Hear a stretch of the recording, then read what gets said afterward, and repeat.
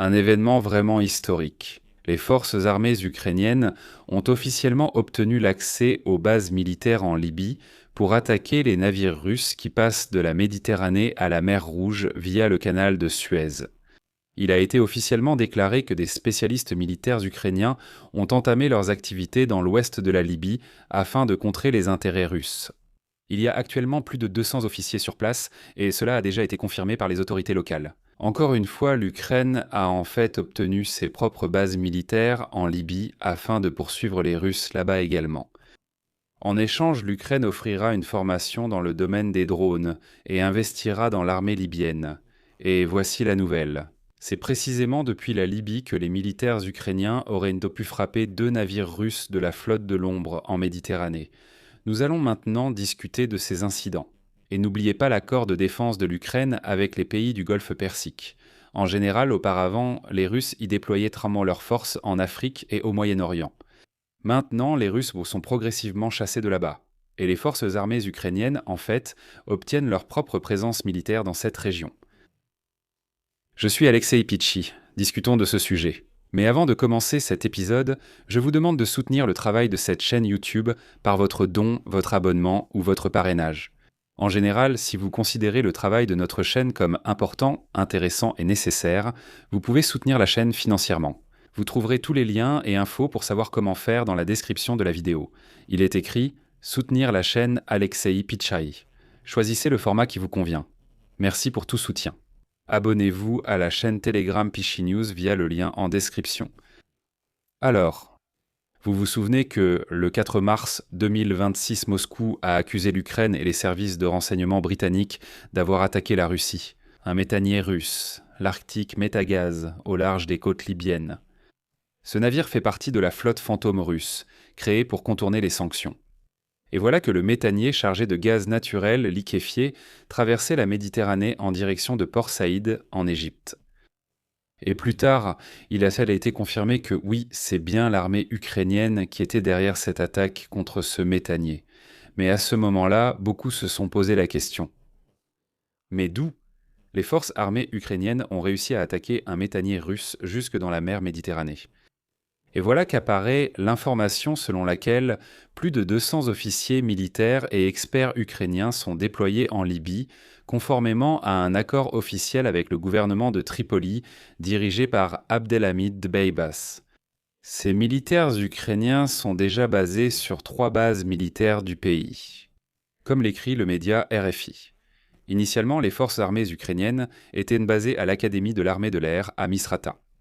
Ce grand complexe abrite les forces du commandement africain de la Turquie, de l'Italie et des États-Unis. Il y a aussi un centre de renseignement britannique, et maintenant, les militaires ukrainiens y sont également basés. De plus, il a été révélé que les forces armées ukrainiennes disposent déjà d'une deuxième base entièrement équipée pour lancer des drones aériens et maritimes dans la ville de Zavi. C'est à environ 50 km au nord de la capitale, tout près du complexe pétrolier Melitak, l'un des plus grands encore en activité en Libye. En fait, les forces armées ukrainiennes protègent également ce complexe, mais elles peuvent aussi attaquer les Russes à partir de là. Ainsi, comme indiqué, les spécialistes ukrainiens occupent le terrain qui leur a été attribué par le gouvernement de Tripoli avec un accès direct à la mer en octobre et novembre de l'année dernière. Là-bas, selon V, des travaux ont été menés pour renforcer le site et l'équiper des pistes d'atterrissage et des antennes nécessaires. Autrement dit, il s'agit d'une base complète pour le lancement de tout type de drones. Le 3e site est utilisé pour des réunions de coordination entre les forces ukrainiennes et l'armée libyenne. Elle se trouve dans le QG de la 111e brigade de l'armée libyenne, sur la route de l'aéroport de Tripoli. L'armée libyenne de l'Ouest est représentée par Abdul Salam Azzoubi, vice-ministre de la Défense chargé de la communication officielle avec les militaires ukrainiens. On sait également que c'est à la demande officielle de l'attaché militaire ukrainien en Algérie, le général Andriy Bayouk, que Tripoli a signé en octobre dernier un accord avec le conseiller militaire ukrainien sur la création d'une présence militaire des forces armées ukrainiennes en Libye. Donc tout cela est officiel. En échange, Tripoli reçoit une formation pour les militaires libyens, notamment sur l'utilisation des drones.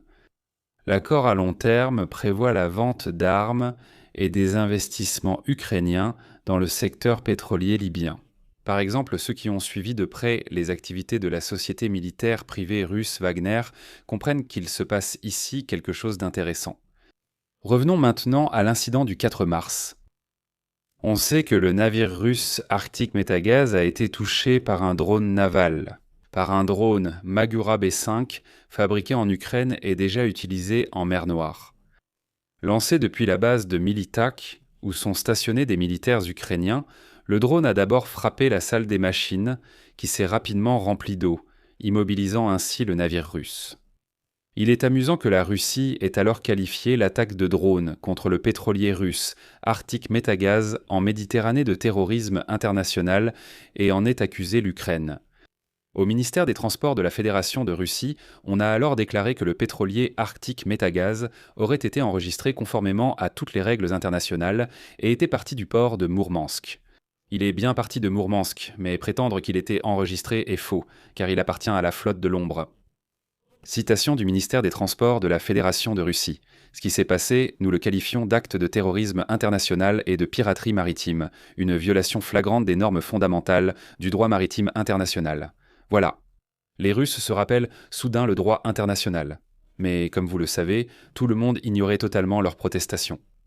Mais l'incident du 4 mars n'a pas été le seul à s'être produit en mer au large des côtes libyennes, qui concerne les Russes.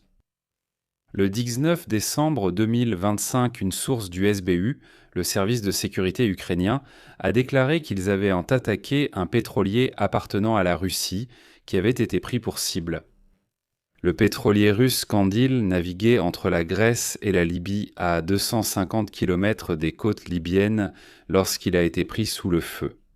L'attaque a été menée par un drone lancé depuis la ville de Misrata, c'est-à-dire depuis une autre base militaire ukrainienne en Libye. La déclaration de l'Ukraine ne donne pas de détails sur le lieu de la frappe ni sur le pays responsable. Kiev a alors publié une courte vidéo, une vidéo du navire en feu. Et ce n'est pas tout. En janvier de cette année, le projet russe Centre Dossier et la chaîne de télévision norvégienne NRK ont également publié une enquête affirmant que des représentants du groupe Wagner et du GRU, le renseignement militaire russe, se trouvaient à bord du pétrolier Kandil. Officiellement, ils étaient en garde de sécurité. Vous vous souvenez ? Les membres du groupe Wagner et les agents du renseignement russe étaient toujours officiellement enregistrés. En Afrique, ils étaient inscrits comme gardes de sécurité, notamment pour des puits de pétrole. À ce moment-là, à la suite de l'attaque contre le pétrolier Kandil, 2 personnes ont été tuées et 7 autres ont été blessées. Parmi les personnes tuées à ce moment-là se trouvait le général Andrei Averyanov. C'était un haut responsable du renseignement russe.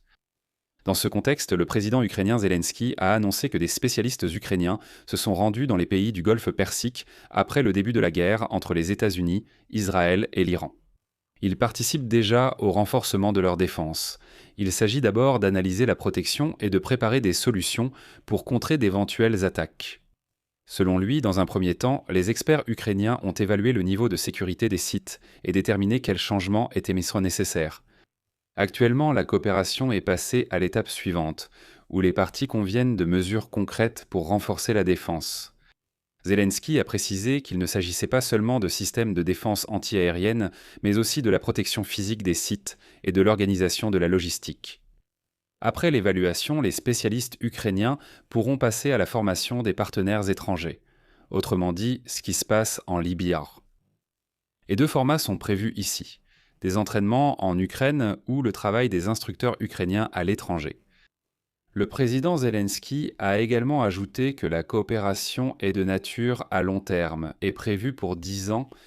L'orientation des relations et de la coopération peut aussi évoluer selon les besoins des partenaires. En particulier, il s'agit de livraisons possibles d'armements, y compris des drones maritimes.